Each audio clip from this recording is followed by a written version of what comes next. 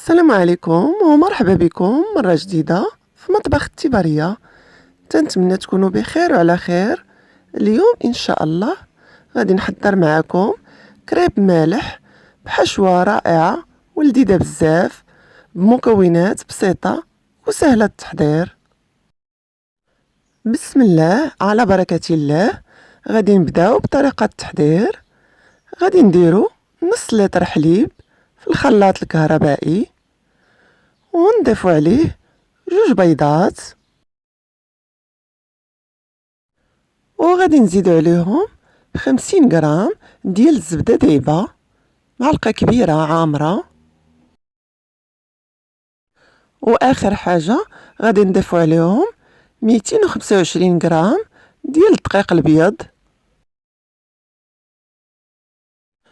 وغادي نخلطوهم بالخلاط الكهربائي مزيان حتى يندمج الخليط. وممكن نخلطوهم غير بالخلاط اليدوي الفوي.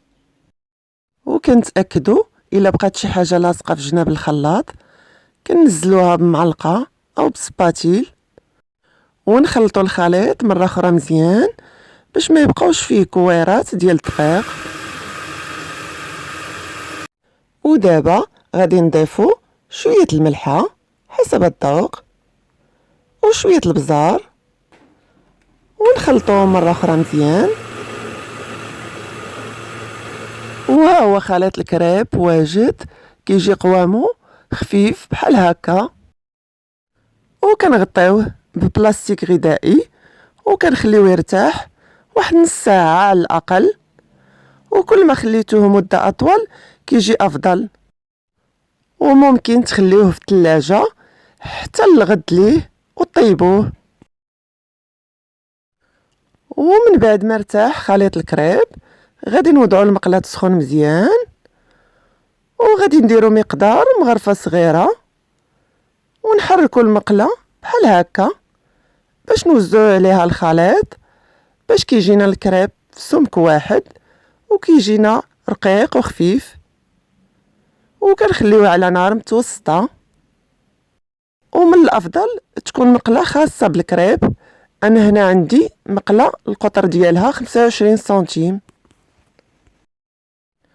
وكنخليوه يطيب مزيان من التحت. وباش نتاكدوا انه طاب تيبدا ينشف من الجناب وتنقلبوه للجهه الثانيه وكنخليوه يطيب من الجهه الثانيه. وها هو كنحصلوا عليه بهذا الشكل كيكون محمر من الجهتين. وغادي نطيب معكم واحده اخرى. كناخذوا مقدار مغرفه وحده ونوزعوها على المقله بحال هكا باش كيجينا الكريب سمك واحد. وبنفس الطريقه غادي نخليوها حتى تتحمر ونقلبوها للجهه الثانيه. هاد الكميه تتعطيني 10 الكريبات وغادي نستمروا بنفس الطريقه حتى نكملوا الكميه اللي عندنا. وغادي نمشيو نوجدوا الحشوه. اول حاجه كناخذوا 200 غرام ديال لادان فومي وكنقطعوها على شكل مربعات صغيره بحال هكا. وكنمشيو نحضروا البيشاميل.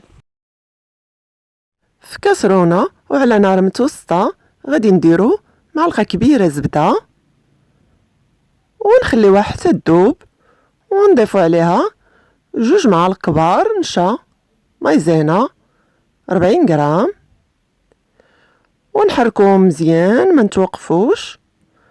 ومباشره غادي نضيفو 4 لتر حليب 250 مليلتر مع التحريك باستمرار. والمقادير بالتفصيل غادي نخليهم لكم في صندوق الوصف. ونستمروا في التحريك حتى يتماسك الخليط ويتقال كما كتشاهدوا. وغادي نحيدوها من فوق البوطه. ومباشره غادي نضيفوا عليه شويه الملحه وشويه البزار ونحكو واحد شويه الكوزه ونخلطوا الكل مزيان. وصافي ها هي البيشاميل واجده. غادي نضيفوا عليها لادان فيمي اللي قطعنا وكنخلطوهم مزيان باش البيشاميل تتلبس بيه كامل. وما تنساوش تشتركوا في القناة، وإلا عجبكم الفيديو ديروا لايك وبارطاجيو مع الأحباب والأصدقاء. ودابا غادي نعمرو لي كريب ديالنا بكل سهولة.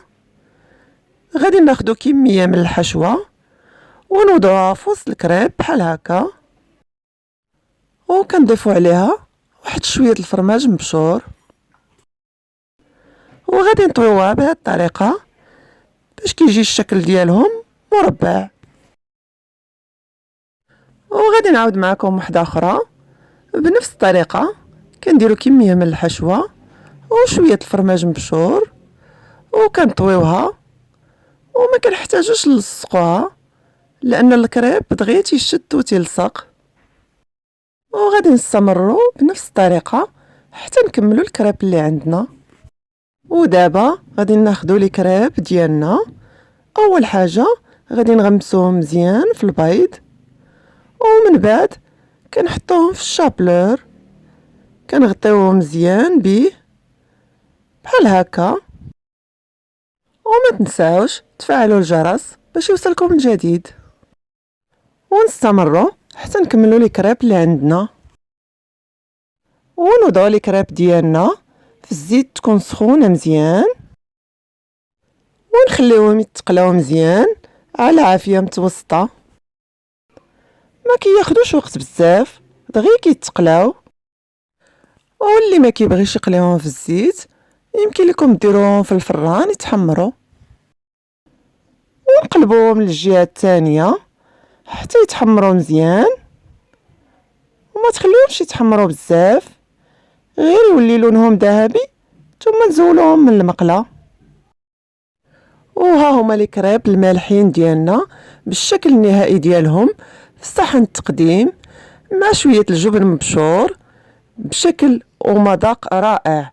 كتجي فيهم واحد اللذة خطيره ما تشبعوش منهم. وبالصحه والراحه، والى اللقاء في فيديو جديد ووصفه جديده ان شاء الله.